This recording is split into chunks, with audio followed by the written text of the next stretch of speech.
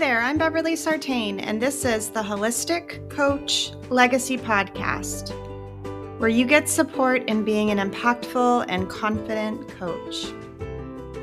In today's episode, we are doing part 2 of 3, where we are talking about objections in discovery calls. So we get this a lot. This question a lot. People want to know about discovery calls and they want to know about how to deal with objections. And so I hope by listening today that Richard and I are going to give you some really good tips on how to be with objections versus feeling like you have to overcome objections. I hope you enjoy this. Thanks for being here.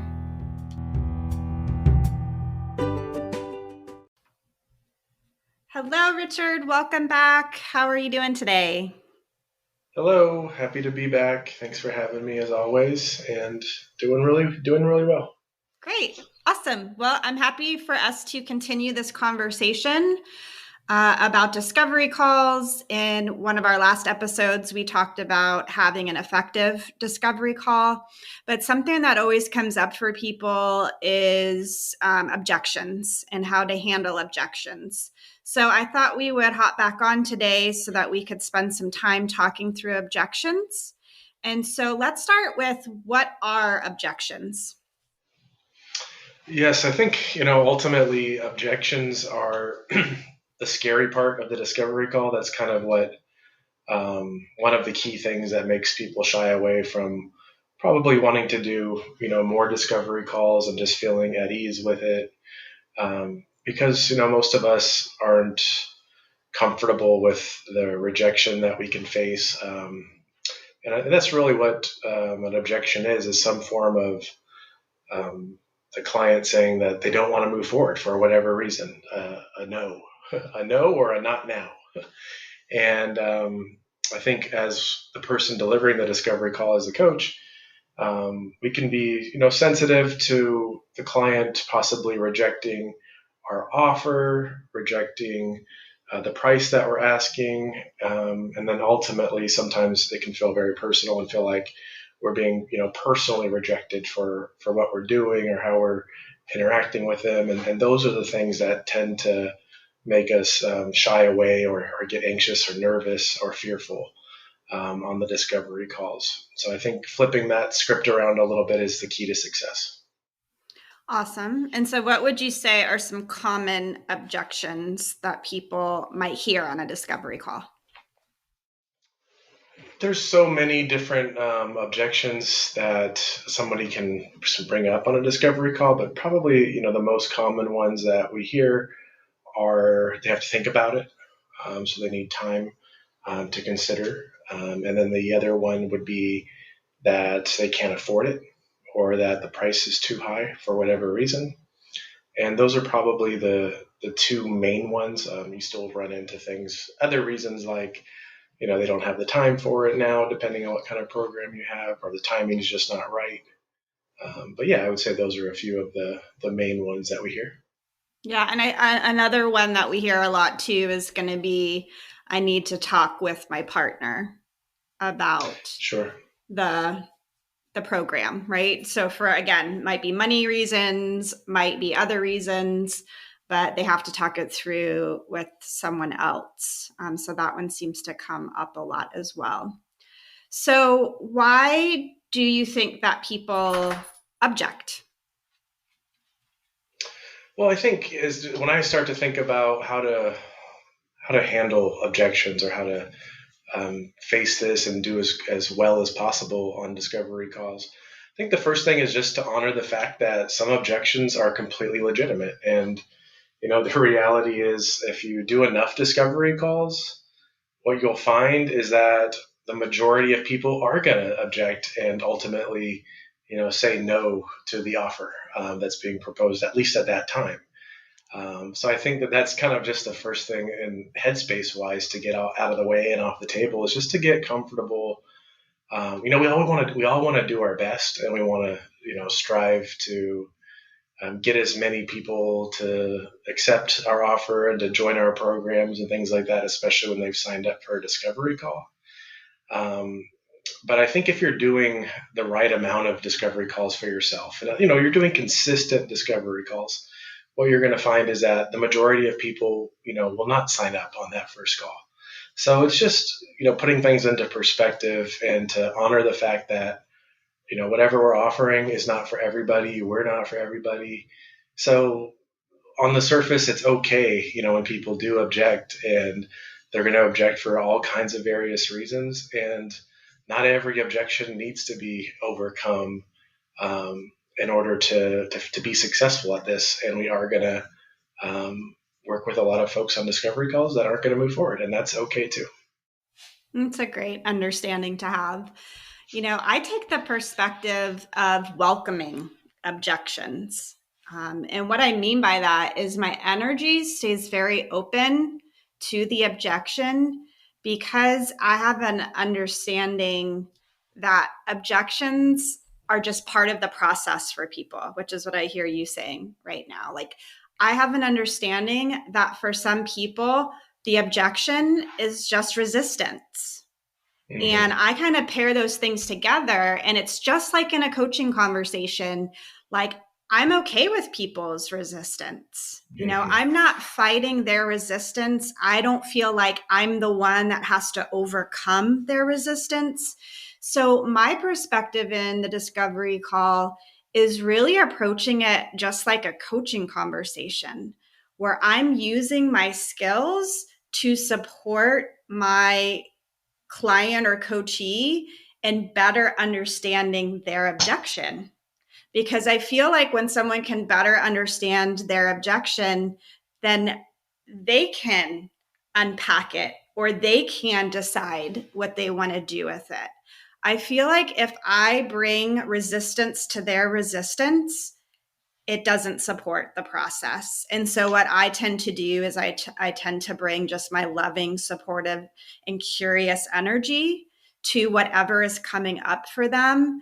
And then through that process, they can have a better understanding of how they want to move forward or if they want to move forward. What do you think about that? Yeah, I could not agree more. I think it's so natural for us to, when we hear an objection, we kind of tend to close or shut down or bring some of our own resistance forward, like you described. And the client can feel that, so hopefully we just had a really nice connected discovery call. And then all of a sudden we're asking them to move forward and we're handling objections. So we don't want the energy to change, right? We don't want there to be a shift. We don't want the client to feel that shift from, hey, we're very open and we're connected, and now we're shutting down, we're resistant. It just completely shifts the energy if we're taking an approach that we're going to combat the objections or overcome them, versus, like you said, just stay open, stay connected. An objection is just more information, and I love the fact that the client was open enough and willing enough to share their objection with us. So it's like you said, it's just being open and working through the objection with them and having a dialogue about whatever it is that their concern is, or understanding more about why it's not working. So yes, I love like how you compared it to just continuing on with the coaching conversation, because I think the more awareness we bring around the objection without that resistance, then it kind of opens up both parties to be able to explore it and see if there is some kind of a collaborative solution that will handle that objection, right, versus us just trying to come up with something slick or to say something to challenge that objection. I think is the wrong approach. Right. And we have people always say, like, I don't want to be salesy. I don't want to be sleazy. And this is how you work with that, is that you don't need to be that. Be the coach. And what does the coach do? It's like you go to your core competencies and you evoke awareness. So you help your person have some awareness around what's coming up for them. You facilitate clients' growth, so with the awareness of what's coming up for them around the objection, what do they want to do? Like, we're not twisting anybody's arm. We're not forcing or pressuring people into doing this. So like for me, when I share my offers, I just say, when I share my offers with you, what do you think? And so I literally just use that direct communication and ask them, what do you think? And so that brings up awareness for them, right? Then I say, when I share my price points with you, what comes up for you? And so I'm actually inviting them to share with me what their insights are about what's coming up for them around the offers and around the pricing. So that's what I mean by I'm welcoming the objection. Like, I'm open to it. I want to know what's going on in their mind, like you said, because if we don't know what's going on for them, then we can't support them. We can't help them look at it and work with it and work through it if that's what they're wanting to do. So I just love to lean into my coaching skills. And it's not that I'm per se like using this as a coaching session, but I can use some of my coaching skills to at least bring light to whatever's there for them. Why? Because this is the patterning that's probably getting in the way for them in their life. You know, if they're always resisting, if they're always objecting, like, what is the particular objection? There might be some insight around that helps shift something for them. And that's what coaching's all about. You know, it's all about helping people have awareness so they can do something different if they want to do something different. So, yeah, I'm super passionate about this, right? Love it. Yeah. So when I say all that, what comes up for you, Richard? Just the more we're talking through it and exploring the idea, I think what ultimately comes forward is that, what we really want to know, there's so many details with objections that we can get lost in, but all we really want to know is on this discovery call is, are we connecting with this person? They're connecting with us. They feel like we're the person that can help them solve whatever it is that they want to achieve, help them achieve their goals.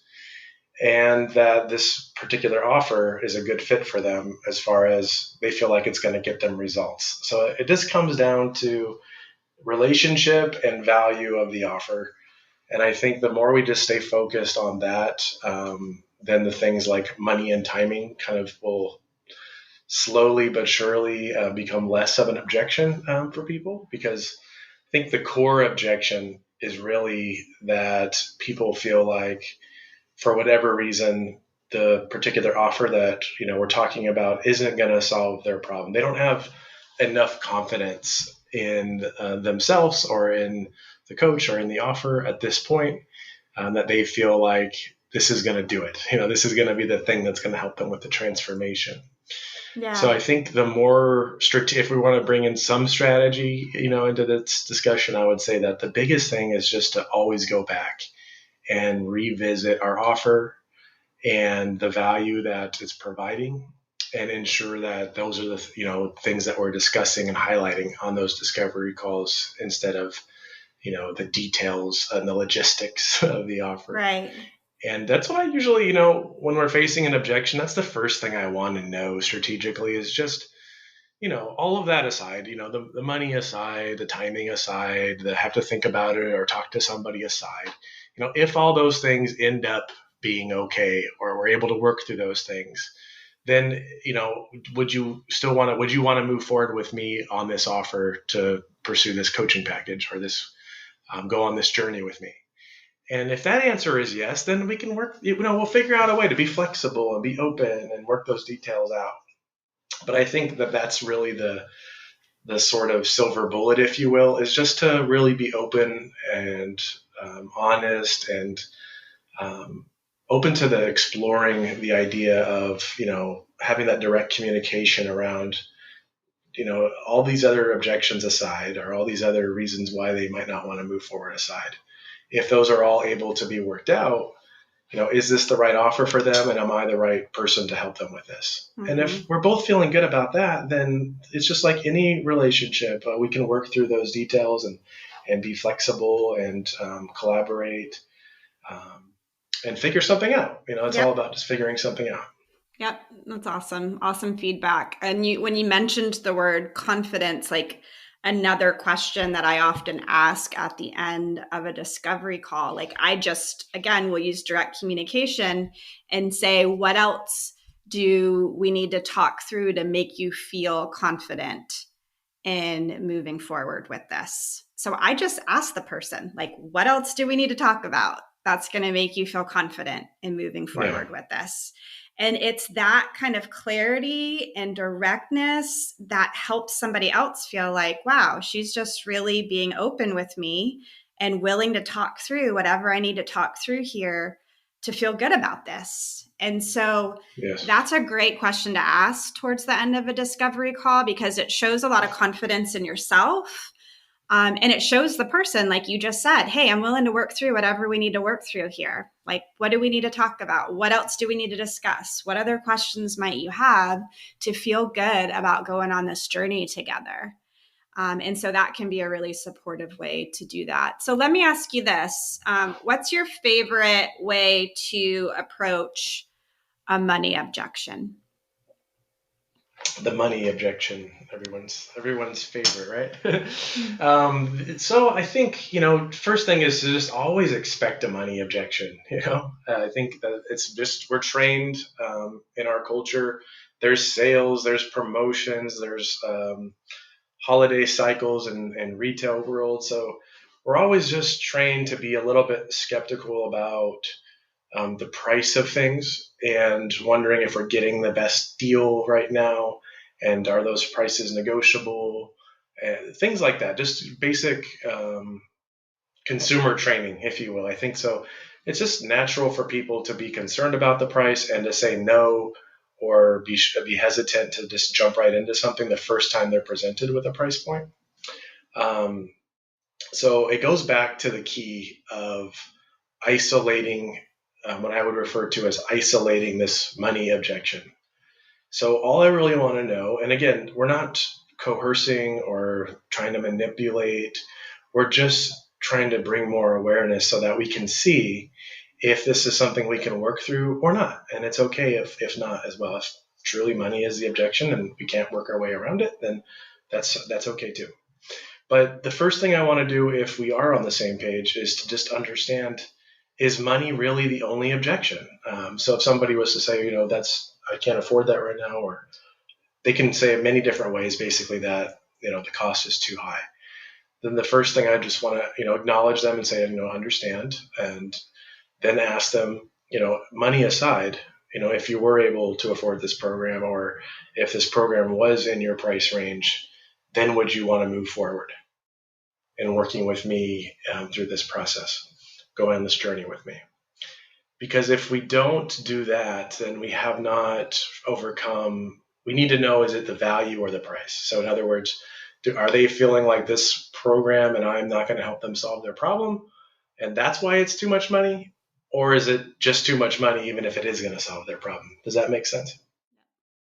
So once we've, determined, in communicating with them, if they did decide and share with us that if the program was in their affordability range, or if they were able to pay for it or work something out, they did want to move forward, then we can actually go in and start talking a little bit more about the money.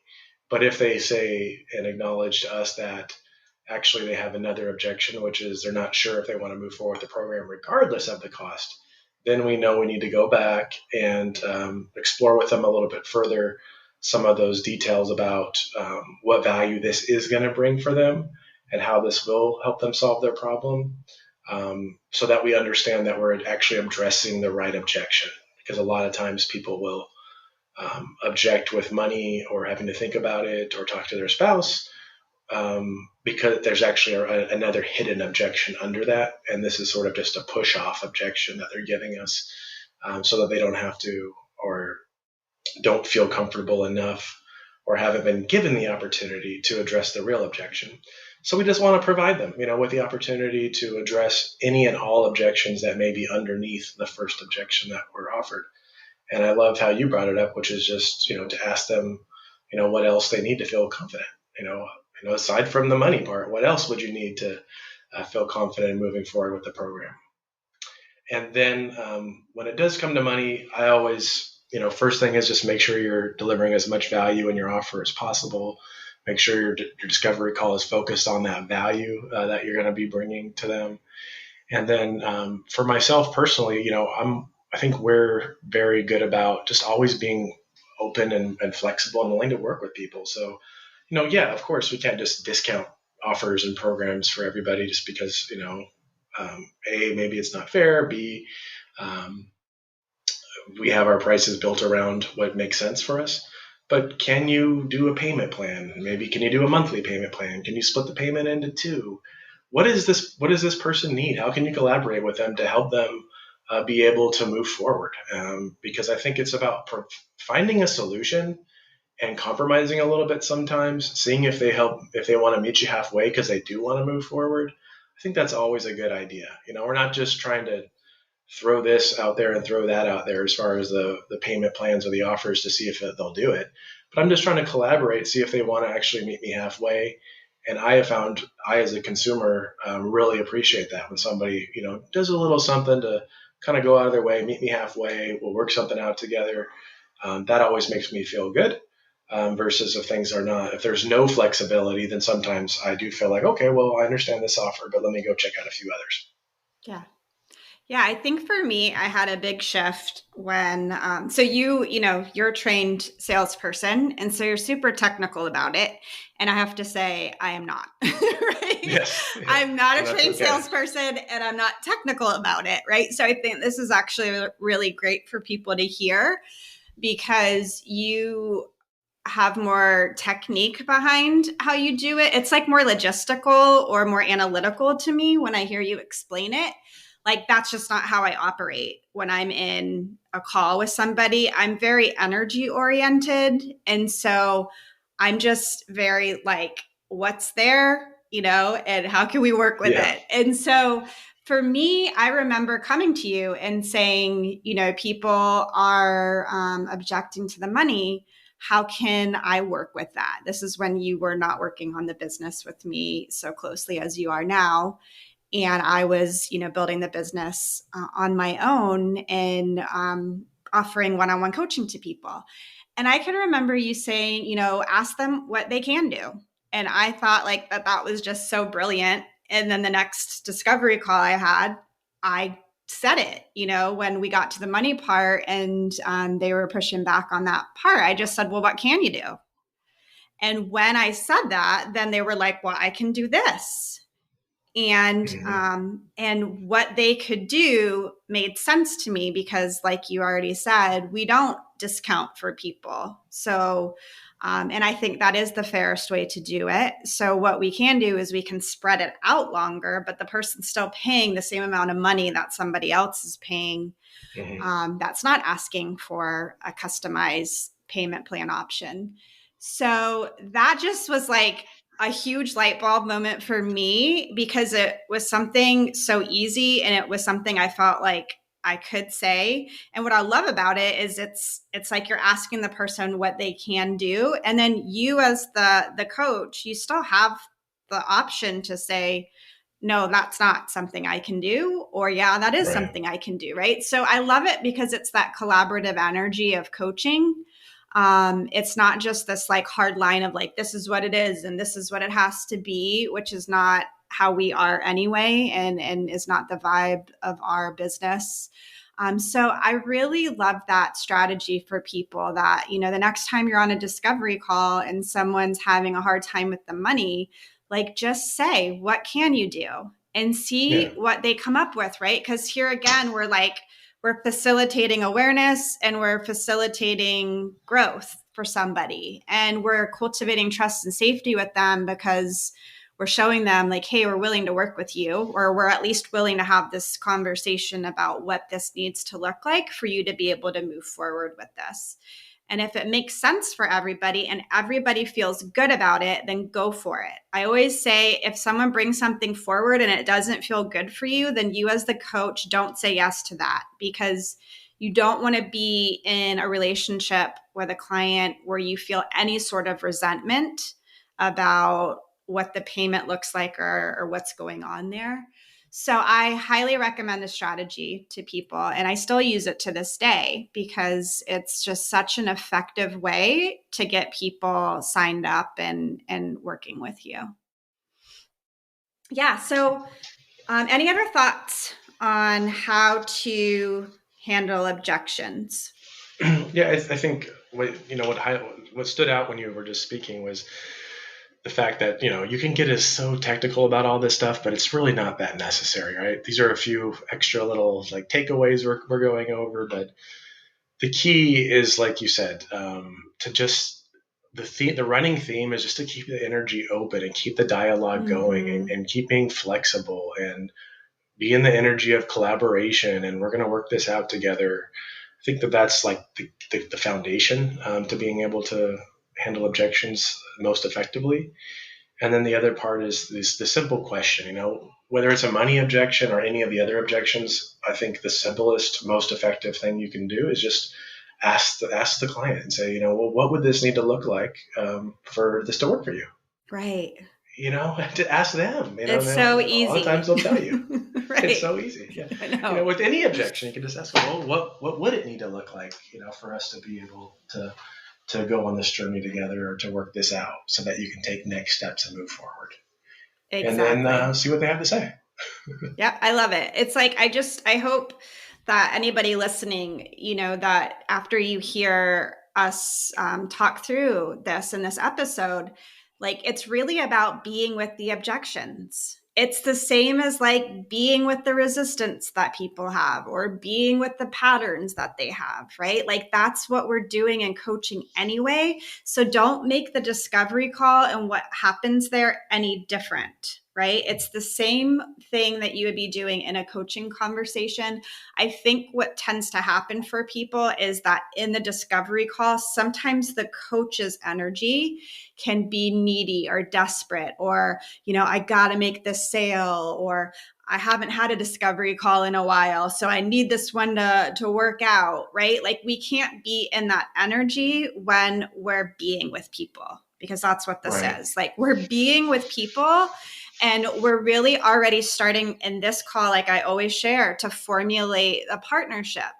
So it's like, what energy do you need to be in the discovery call to formulate a really healthy and fun and good partnership with somebody? And that's where you need to be. And when you're in that kind of an energy, there is that non-attachment to what happens.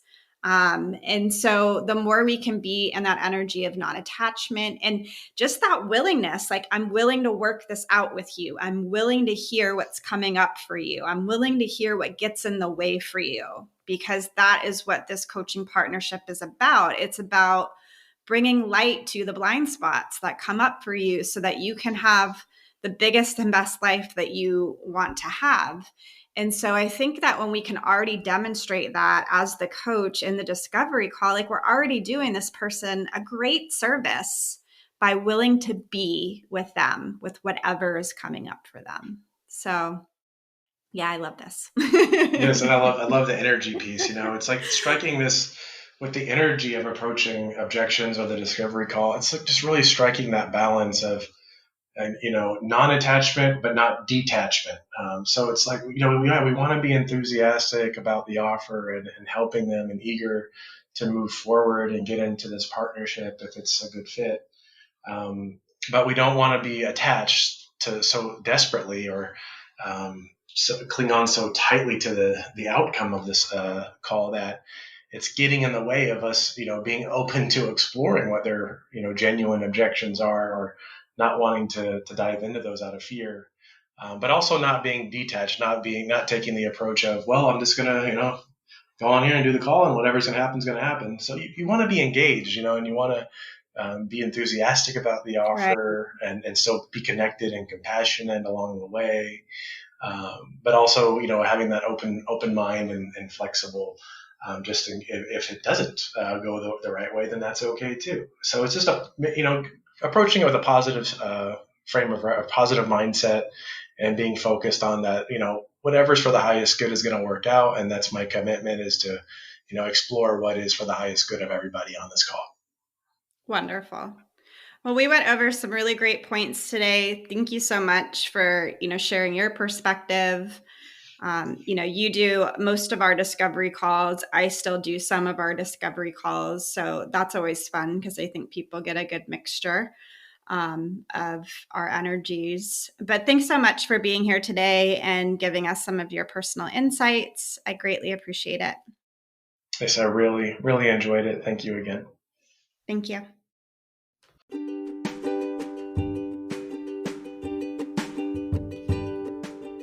If there's only one thing to take away from today's episode, it's this concept of being with objections and remembering that you don't have to be the one to overcome the objection.